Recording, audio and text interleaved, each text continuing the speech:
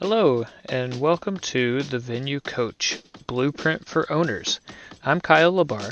This podcast is all about helping you fill your wedding venue with more bookings, earn more from each one, and keep your customers happy for a long time. We'll also talk about some tough times and big lessons that I've learned along the way. Let's dive in together and make your venue the best spot for weddings. Hey everyone, welcome to another episode of the Venue Coach. Special topic for today is keeping the main thing the main thing. So that can mean different things through the whole journey of the client, the prospect, the day of, that sort of thing. It's keeping focus on what's most important in the moment. And so at the beginning and during the initial funnel, what's the most important thing? Getting people to your website. Okay, what's the most important thing after that?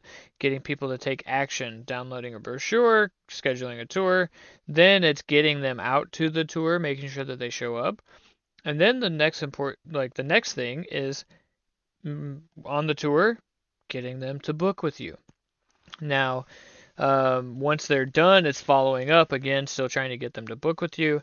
And then after they book, the main thing is making sure that you take care of them and provide tremendous value.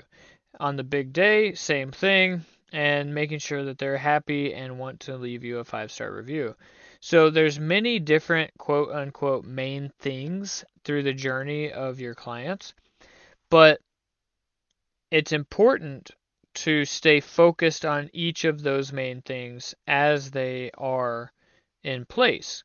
And give you an example, I was coaching a client, listening to one of the tours that they were giving, and the tour kept getting tangential, and the prospects were asking tons of questions, and it seemed to be a Q&A sesh and like a live FAQ reading, and instead of it being a venue tour. And so the thought that I had and the suggestions that I gave were to keep the main thing the main thing. And so on the tour, and most importantly, is remember why you're there. Why are they there? These couples don't just randomly, there might be some weirdos out there, but by and large, couples aren't just coming out on a Saturday or a weekday an evening, a Sunday, whatever day they're coming out to tour the property. They're not just doing that because they're bored. They're doing it because they're actively looking to make a decision on where to have their wedding. That's the main thing. And so majority of the time they are not going to book your venue without going out and seeing it first. And it might be a virtual tour or it could be in person, but they are not going to do it without seeing it live in action. And so in our venues, we've seen probably two. You get maybe one every so often that will book sight unseen. And so we've had those, but those are unicorns. I mean, so rare. So you can't bank on those. So when you're on the tour, what's the main thing? It's convincing them to book with you because of the value and the experience that they're going to have and the value that you bring. And the value is the experience. So those should be aligned. So when we are doing our tours, everything we're doing is building up the value that we offer. We just build value, build value, build value, build value, build value. Answer their questions. You're going to get people that, okay, just tell me the price, right? But they're not there to just talk about the price. They're there to see, they want you to convince them. So convince them. But just talking about your FAQs and your amenities and the price list and all this really isn't the point of the tour. The other thing is don't get caught up in talking about things that don't matter yet.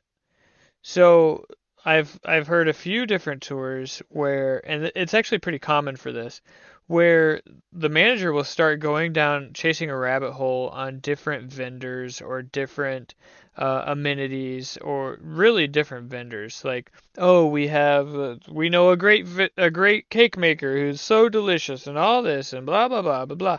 And then they start selling these other vendors and forget to keep selling the venue.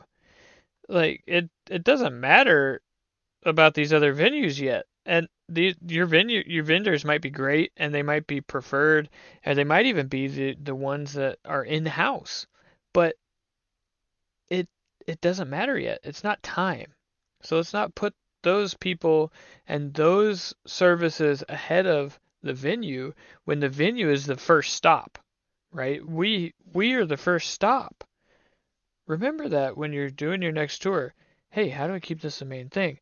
Focus on the venue. Yes, mention that you have a great preferred vendor list, that you're going to do everything you can to make sure that you keep bad vendors away. If they ask about, oh, food, oh, we don't have an all-inclusive package, or maybe we do, and this is high-level information. But don't get into the weeds about other vendors. Sell them after, like if it's an upsell them after they've already given you the deposit and decided to book with you. That's the time. That's now the main thing before the wedding. It's so on the tour though, the main thing is getting them to book the venue. And so when we implement that in our strategies and all of our coaching and all of our managers, they want to focus on bookings. Focus on booking. And I just know that if you focus on that, you will see a a clearer path to it, to the booking, and you'll also see your tours go a lot more smoothly. So hopefully that's helpful for you. Drop a like or comment, subscribe if you feel so inclined, and I will catch you on the next one.